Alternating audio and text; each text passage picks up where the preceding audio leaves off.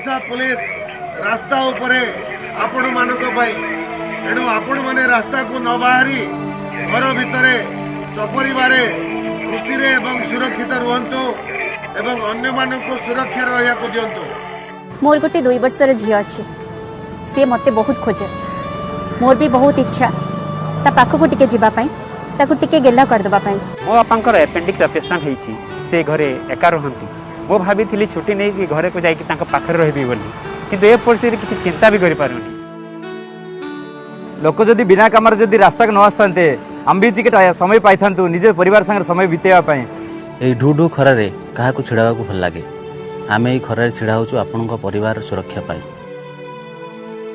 घरे मोर वृद्धा माँ जहाँ का बयस 73 वर्ष किंतु मु तांकु देखा करिया जाई पारुनी।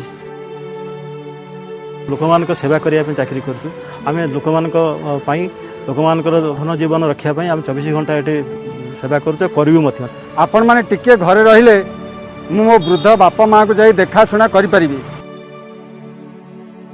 जदि आपण माने घरे रही पारंते ताहले मु मो झियो को टिके जाई देखि पारंते। आपण माने जदि घरे रहिबे मु मो बाबा पाखु जाई पारि। जदि आपण माने घरे रुहंते मु मध्य मो माँ को देखा करू जाई पारंती। Please follow lockdown. Please stay home. Stay home. Stay safe. Stay home. Stay safe. घरे रुहंतु सुरक्षित रुहंतु।